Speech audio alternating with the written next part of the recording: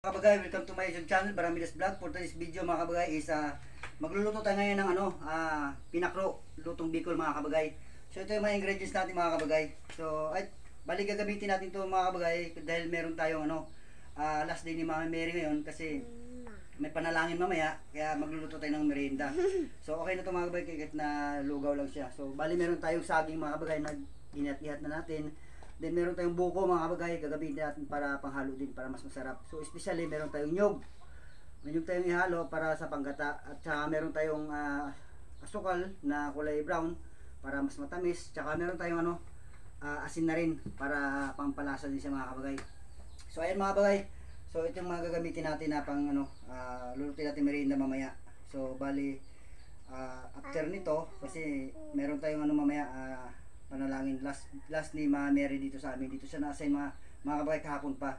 So kaya magluluto tayo ng merienda. So kaya pala tayo nagluto ngayon ng pinakro na merienda mga kabagay kasi bale dito nilipat sa amin yung Mama Mary. So bale kagabi is dito nilipat kahapon. Kaya magluluto tayo ngayon. Bale ang sabi nga is may isang gabi na pagtulog ni Mama Mary dito sa amin. So kaya ngayon is magluluto tayo ng pang merienda para mamaya sa mga magdadasal mga kabagay.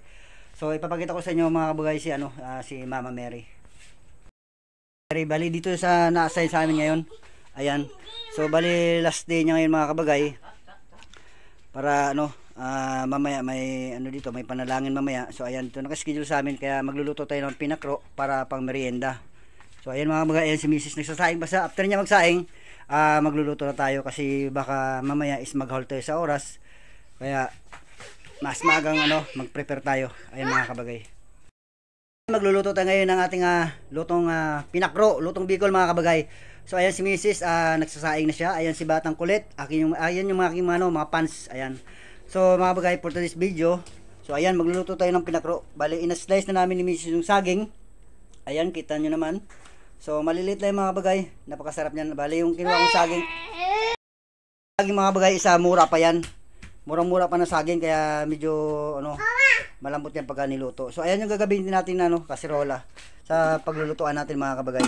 So bali yung ihalo natin is may may ingredients mga kabagay. Itong buko.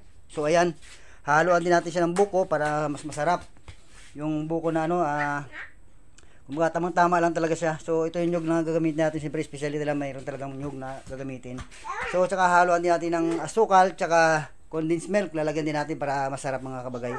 So ayan mga kabagay. So tumulong na rin yung aking asawa sa pagkudkod ng jog mga kabagay na gagamitin natin sa pagluto ng pinakrong Bicol mga kabagay. Napakasarap niyan.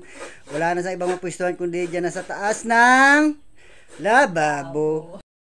Ng aking asawa. Magkakayod siya ng niyog. Ng buko pala. Lagyan natin ng buko. So ito, kakayurin na natin para panghalo natin doon sa may lugaw natin na pinakro na saging mga kabagay. Ayan. Napakasimple gawin lang ito mga kabagay. Kakayo din na natin ang sakto-sakto lang na tamang-tama lang na maliit siya para hindi ganong makapal. Kasi mahirap din makapal masyado. Ayan. Ngayon lang mga kabagay kasimple. Para maliliit na yung buko, madali lang siyang lagain. Bali sasabay na natin dito sa sa paglaga ng saging mamaya mga kabagay na mayroong gata na rin. Ayan. Ganyan lang kasimple. Okay na yan.